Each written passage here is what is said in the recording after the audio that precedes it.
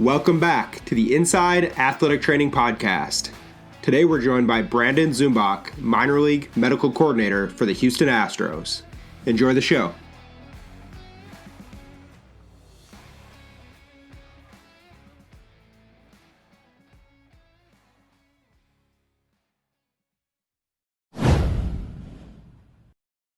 All right, Brandon, welcome to the Inside Athletic Training Podcast. Happy to have you on today to talk about your career in athletic training and obviously much more. To get started today, for our listeners out there who might not be familiar with you and your career and what you're doing now, talk about where you're from originally, what you were doing as a kid, how you got into athletic training, and kind of where that passion grew for sports medicine in general. Absolutely, Sam. Thank you for having me on. I really appreciate it, and really appreciate all the work that you do for PBATS. As you mentioned, my name is Brandon Zumbach. I am the minor league medical coordinator with the Astros.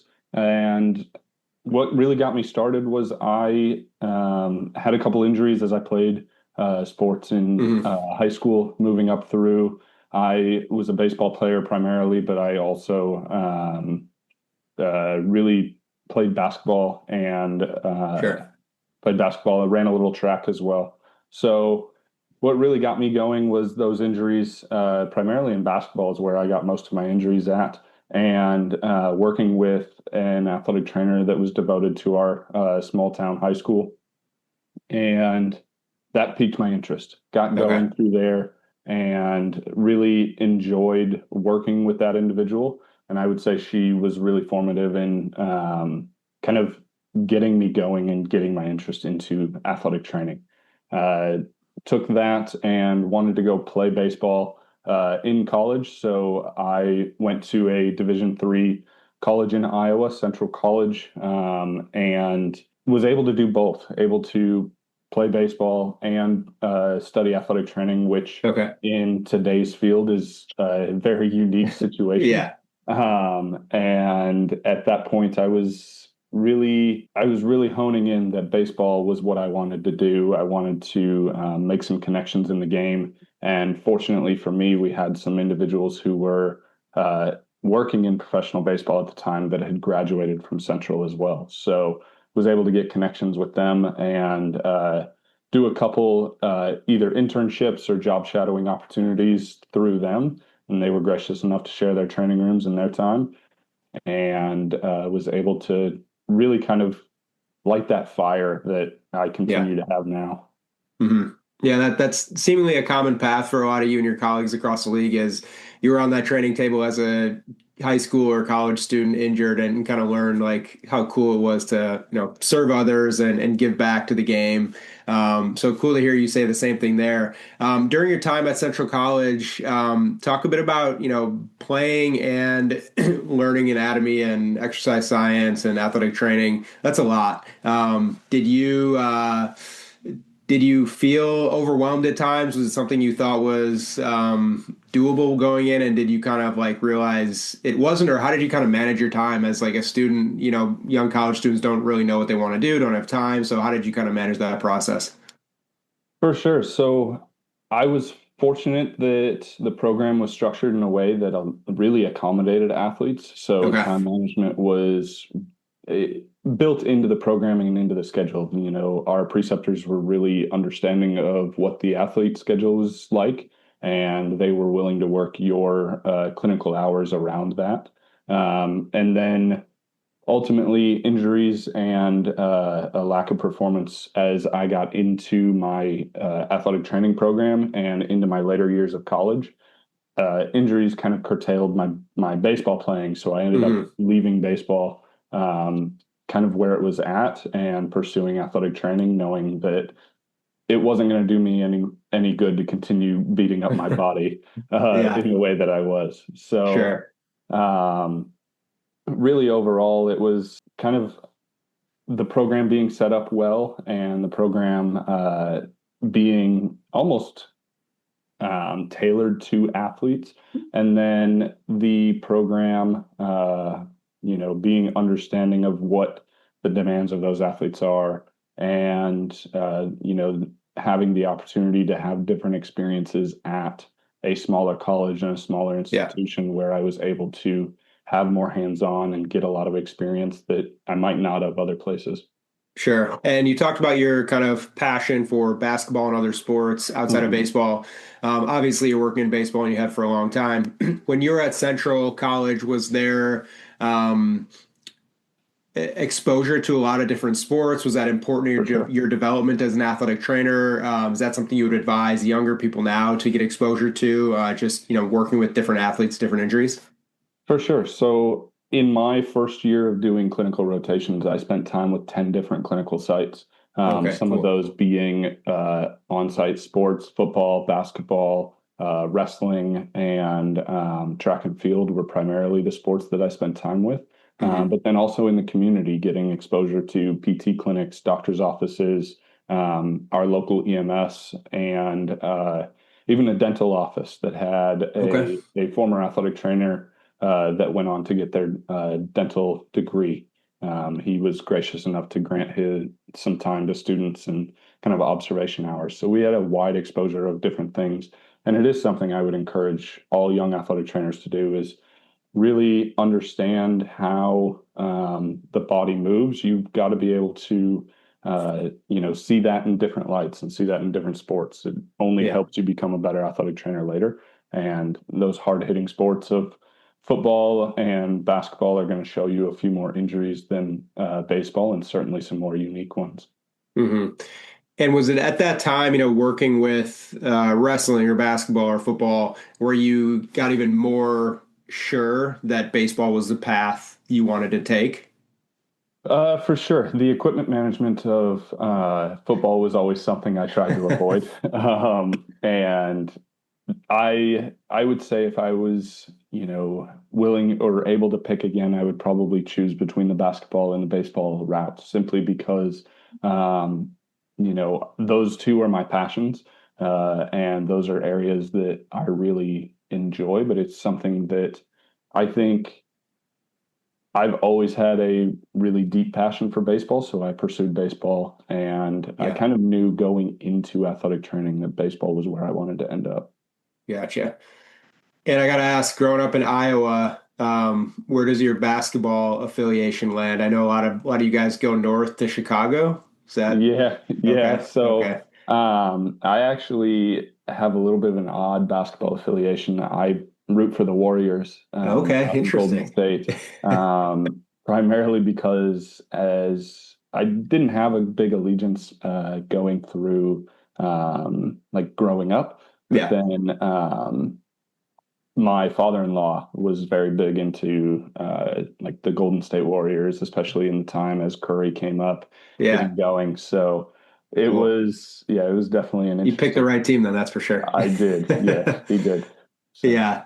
Well, jumping back into it. yeah, So breaking into baseball, you spent time with, I believe, the Diamondbacks, Yankees, Cubs, for an internship there. yeah. Talk about, getting into the game. That's a huge, stressor for a lot of young athletic trainers. They want to be in a big league clubhouse. They want to be a minor league coordinator, like working Mhm. with all the affiliates.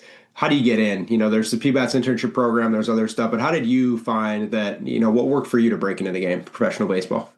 Yeah, so like I mentioned before, it was connecting with some of the alumni that I knew and that our program director knew were still working in professional baseball. So the Hmm. opportunity with the Cubs, the opportunity with the Diamondbacks, both of those opportunities came from alumni who were willing to give me an Okay. opportunity to see that exposure.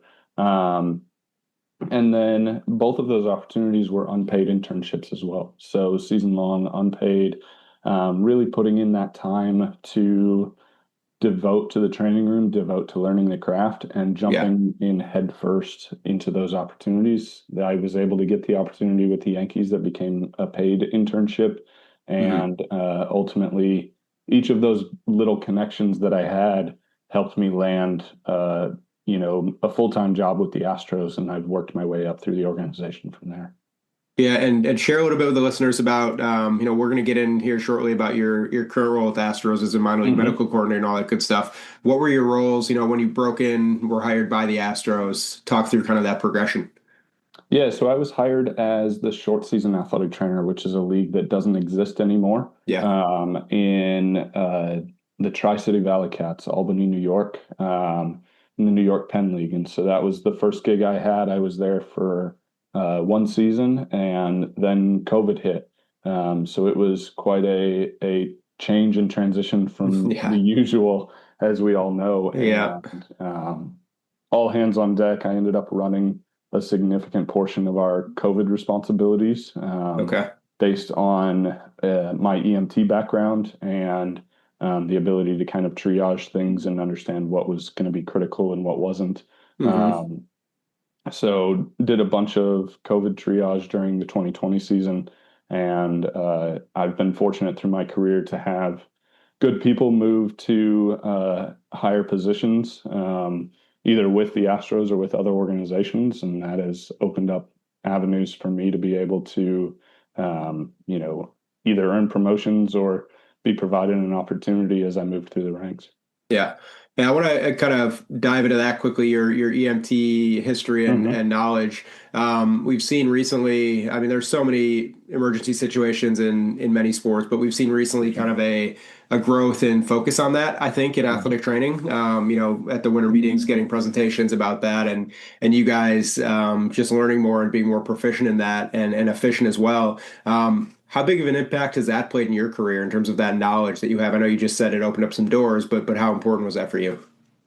I would say it was huge. My comfort level in emergency situations. So not only do I have the certification and the education, but I also Hmm. have 5 years of experience in running EMS calls and 911 service. Okay. So that experience of being on calls and running different situations, not knowing what you're going to be walking into is incredible because I'm able to take whatever walks through the training room door, see kind of initially what it is, how it looks, and be Yeah. able to manage it from there.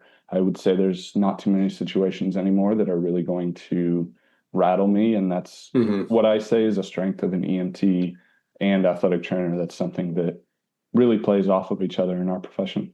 Yeah, I think that calming nature of all you guys across PBATS in the league is something I've definitely noticed in working with you guys, and that's definitely important. Kind of jumping into your current role with Astros, so you're the minor league Mhm. medical coordinator. Give us a brief overview for people out there that might not be familiar with that role. We'll get into day to day, but in short form, what does that person in that position do?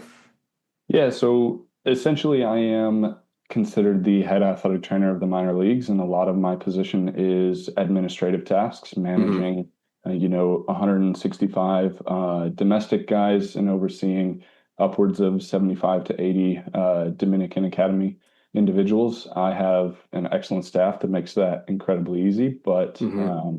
overall, that is what the responsibility of the medical coordinator is. It's communication with the front office, it's Yeah. communication with the staff to understand what's going on with each specific player, what things we may need to pay attention to, and you know, updating the physicians on any injuries that are needed.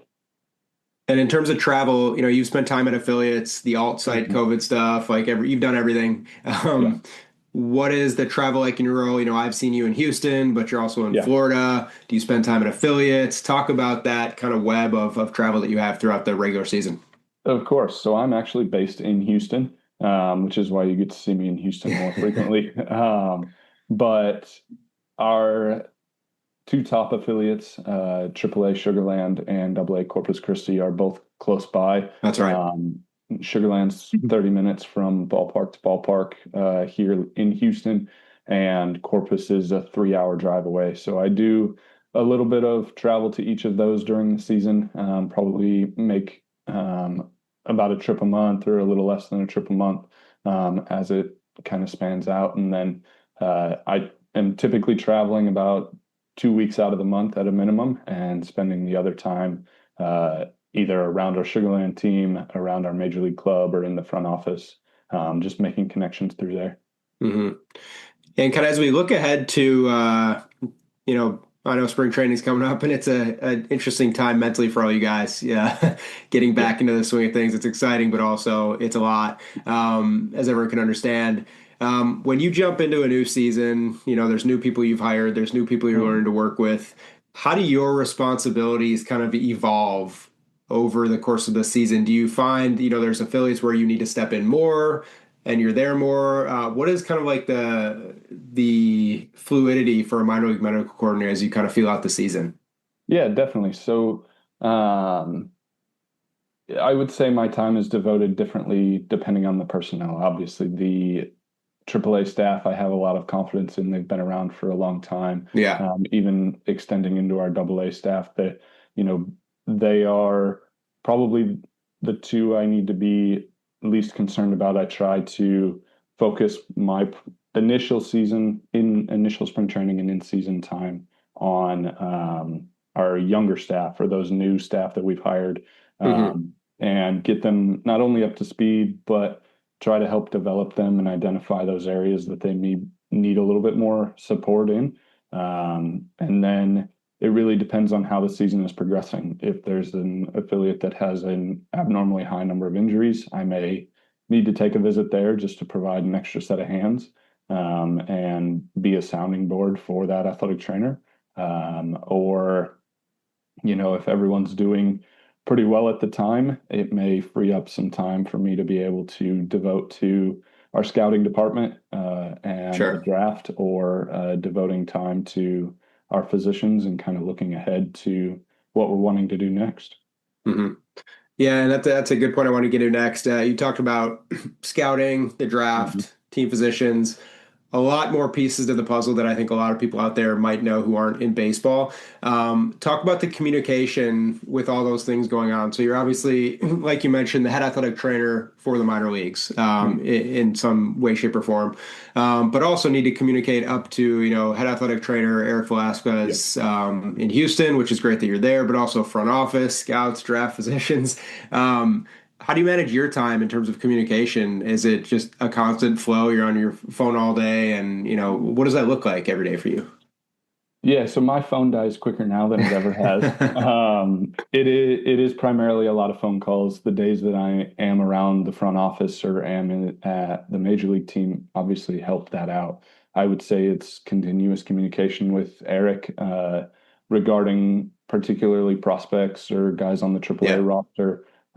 It's at least daily communication with each of our affiliate staff to know what's going on there, Hmm. and sometimes more frequent depending on how things are happening. Team physicians as well. It's at least every other day, if not every day, depending on how injuries are progressing, and um, kind of managing those other projects like the draft Yeah. and anything that we're doing with our R&D group, or any other related groups, that we're impacting, on an as needed basis, but there's certainly times of the year that communication increases. Hmm. And the last question, kind of on that, with you being in Houston, do you feel that that's a big benefit for your staff and for you as well? You have the benefit again of having Corpus Christi and Sugar Land so Mhm. close by, whereas a lot of people might be traveling way out of the way, and it's flights for them. How important is that kind of to build that cohesiveness as a unit for the Astros? I would say it's huge because I'm able to be a sounding board and a voice to the front office where, other situations you may not be in on conversations that Hmm. casually happen around the office. And just being able to step in when any of our affiliates or the major league team need an extra set of hands, particularly because I am so close. If the major league team's traveling and they're leaving a number of guys back, being able to step in and help our major league PTs out, and give them an opportunity to either lighten their load or take a little bit of time if they need some time, has been a huge benefit. It really kind of helps everyone manage their stress over the course of the season. Hmm. And Brandon, shifting gears a bit here, Hmm. just being at the winter meetings with you guys last month, and every year for that matter, you see so much change in terms of like technologies that are offered to athletic training staffs. And so many super bright, intelligent, young, research-based athletic trainers coming up, and things are changing. Not that the old school skills aren't necessary in building that trust and working with players, but as those new technologies become available, and you want to get a leg up on the competition, and compete like the Astros have done so much recently. How do you guys decide as a staff, like what you make investments in, what's valuable, or what's on the other side kind of complicating things you might already be doing well? Yeah, so all of the conversations at the winter meetings, we go in to everything with a little bit of an idea of what we're looking for or different things that we think might help. Okay. But the product show that PBATS does during the winter meetings is an opportunity for us to see a wide range of products and a wide range of topics. And it gives, those companies the ability to present their idea to us as well. Yeah. And that we take those ideas, bring them back collectively as a group and look at, what it's going to be used for, what its intention is, how it would fit into what we're already doing. And, ultimately, any data collection, you have to know what you're going to do with that data to make an Sure. impact on the Yeah. players. And that seems to be a question that continues to come up, repeatedly as we're evaluating these. How does it add to what we're already doing? And, what are we going to gain from it from an information standpoint, Hmm. to be able to better help the players either stay on the field, get back on the field quicker, or perform at a higher level. Yeah, and is that something that kind of falls on your plate? I know, like we've talked about, you have a million things going on. It might not be that you're the guy that's doing it. Are you building cases for like innovative products or technologies that you think might be beneficial to the staff, or is that something that Eric leads? How does that work in terms of like the innovation and technology aspect within the staff you guys have there? For sure. I would say it's a conversation amongst the complete major league staff, Okay, myself, Max Mahaffey, our assistant coordinator, and our rehab group. And from a medical facing side, then we will have conversations with the rest of our sports med and performance group, strength and conditioning, nutrition, our sports science department to have a good understanding as we're looking to implement things as to hmm, how does this help? Does it help? Does it replace something we're already using? And if it does, do we need both devices? sure. And in terms of replacing things like that you're already using, that's one Mhm. thing I hear from a lot of people across the league. Like it might be new, it might be different, but is the method we're currently using better? Is that something where you guys have to do a lot of testing of new modalities and stuff like that to uncover the effectiveness, or use your gut because you have so much experience? How do you kind of go through that research process of the new technologies? It's definitely a little bit of both. New Okay, technologies that we have some experience with. We're going to look at the research. We're going to talk to our team physicians who are also looking at and using these different products in their clinical practices. It's talking to either other teams in baseball or other teams in the Houston area. We've got the sure. Texans, we've got the Rockets, and different Yeah. individuals that we can kind of lean on for different products as well. So, it's evaluating all of that. And then if it does replace a product that we have, we're really seeing, how much additional are we getting out of it? Is it something Hmm. that we're trying to really gain more from? Is it something that we aren't happy with the product we're using? Or is it, something completely different that we feel needs to come in and add an additional piece of information? Sure. And your point is super interesting in terms of, in Houston, you have the Texans, the Rockets there, ton of major sports. Mhm. Um, I don't think people kind of view that as big of a benefit as it can be. Talk Mhm. about those relationships cross sport. I think that's really cool for the listeners to hear that you might be working with an athletic trainer with the Rockets who had success doing XYZ or experienced an injury related to what you guys have going on. Is that something that happens often? Is that cross collaboration between like city teams? I would definitely say it happens. We have the benefit of our team physicians working with both other Okay. clubs as well. So our team physicians help facilitate a lot of that collaboration or, hey, this is something we're doing over at the Texans that I think could benefit us over here, or vice versa. Our team physicians that work with the Rockets are bringing things that they're doing as well. So it's really a collaborative effort primarily in talking with the team physicians. But then if we have specific questions that we want to talk to the training staffs for, our physicians are happy to help kind of make those connections and answer anything, facilitate anything that we need from them. Mm-hmm. Mm-hmm. And kind of the last question on this topic today, there's so much innovation that's going on as you talked about right now. But again, those old school principles of athletic training and building trust and communicating, which you do a great job of. How do you, when you have new hires come in, I'm sure they lean one way or the other, or maybe now they're leaning way more towards like innovation and data and technology just because that's the generation they grew up in. Um, how do you balance that with people who are breaking into the Astros organization and teaching them, what's most important for their careers? So I would consider those fundamentals, the communication, the trust, the hands-on care. Those are the basics of athletic training. Yeah, Those are the things that if you don't have those, you can't look at the data and the innovative things that are out there sure. because you need to have the core and the ability to do those things very well before you can even start to look at the innovative side of things.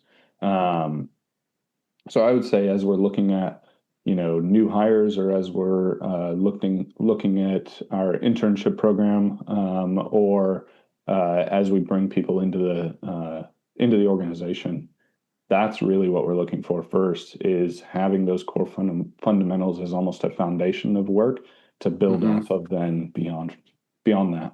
Sure. Yeah, that's a great point. You have to have the foundation to get anywhere. That makes total sense. Looking forward for you, Brandon, in this upcoming season. Like we said, you're a couple weeks away, Yeah. getting going here already, which is crazy to think about. The season can be such a grind with like everything in front of you right now. Mhm. A lot of people have told me you got to it's day by day, get through spring training, get to the next Yeah. day. How do you mentally, we talk so much about mental health for players. Hmm. How do you, as an athletic trainer and someone in such an important role with the Astros, prepare mentally for what's coming down the road here in a couple weeks? It's finding time to unplug. It's the same thing we try to tell players. Okay. When you're at the ballpark or you're sitting at your desk, having your focus be there. But then as I walk out of the room or go into a different space, it's taking time with my family. It's taking time to work out, to Hmm. play with the dog laying next to me here. Yeah. It's all of those things as well. Yeah. And let's get into that a little bit more. Spring training, talk to Yeah. us a bit about like when are you reporting? What do those first couple days look like?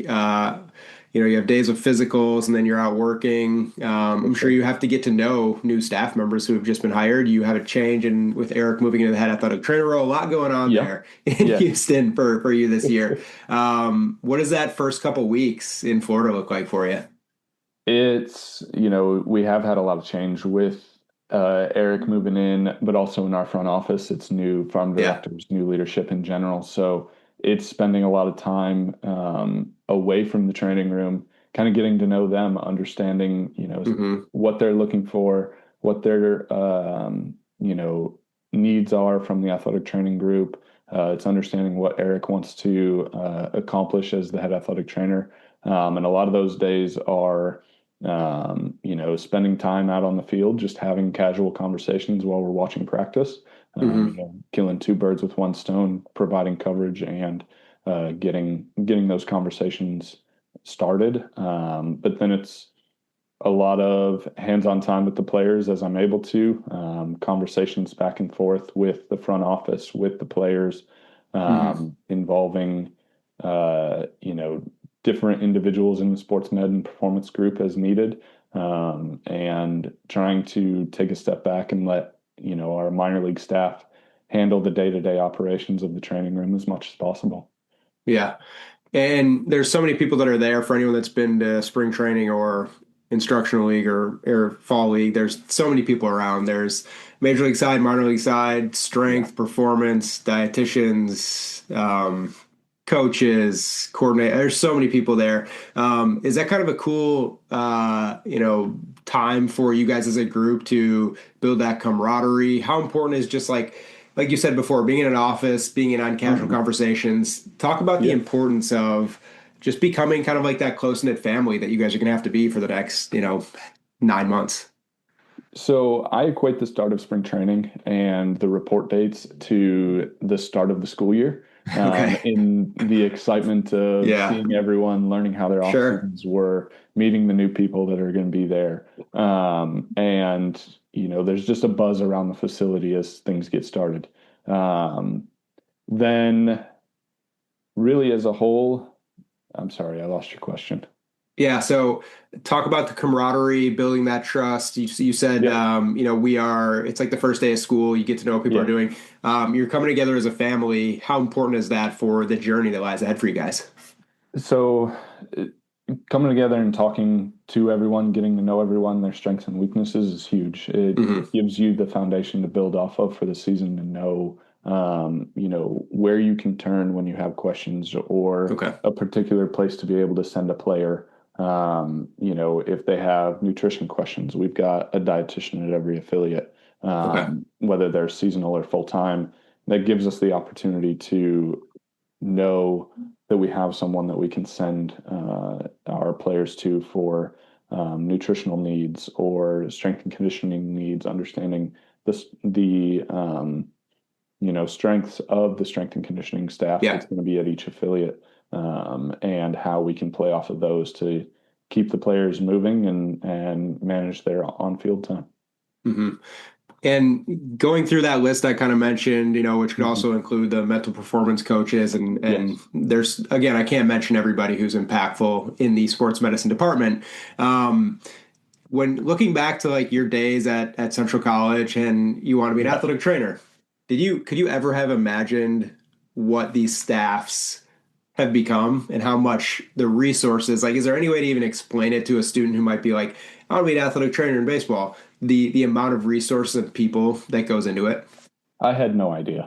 To put it bluntly, I had no Yeah. idea. It was one of those things that, as you get exposed to everything as you're coming through, you kind of get an understanding that there's more people involved in the process than just the athletic training staff or Yeah. just the coaching staff at that particular affiliate.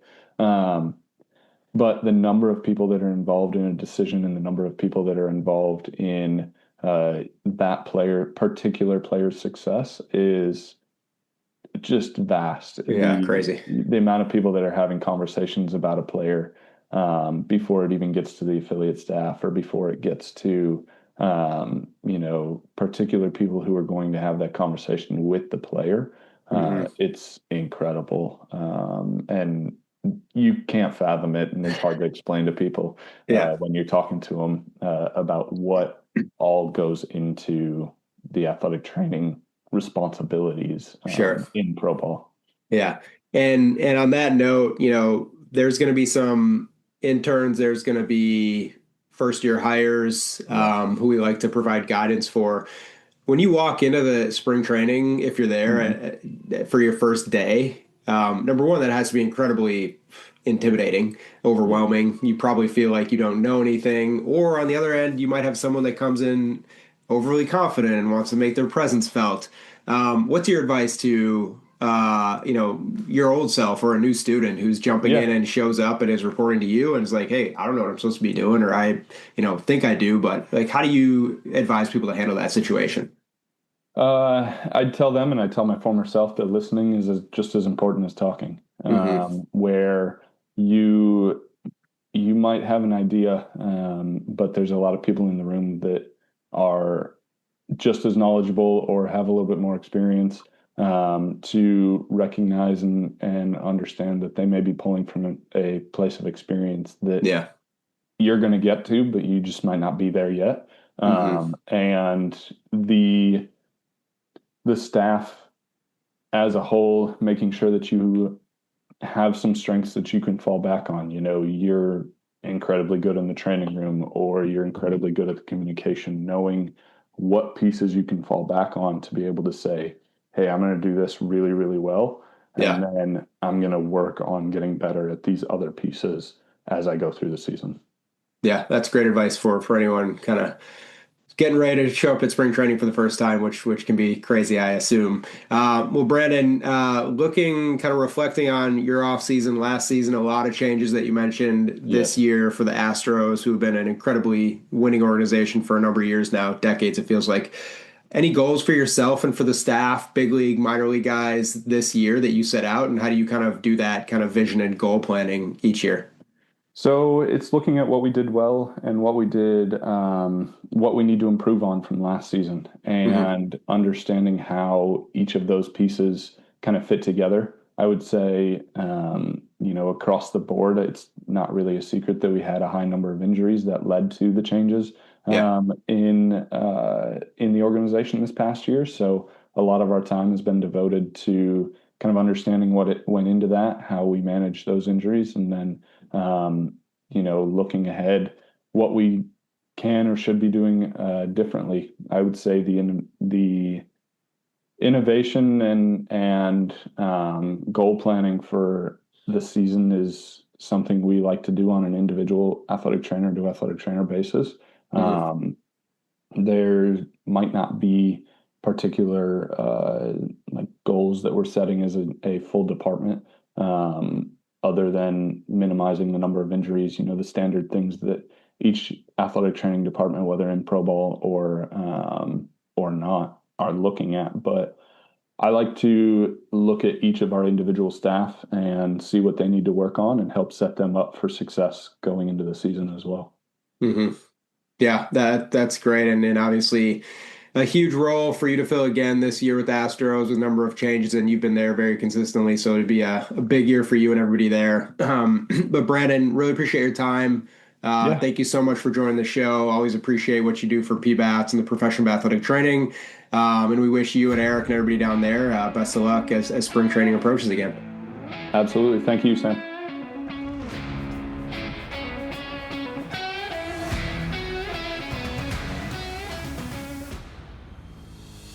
Thank you for listening to this episode of the Inside Athletic Training Podcast. For more information about PBATS and the profession of athletic training, visit pbats.com. See you next time.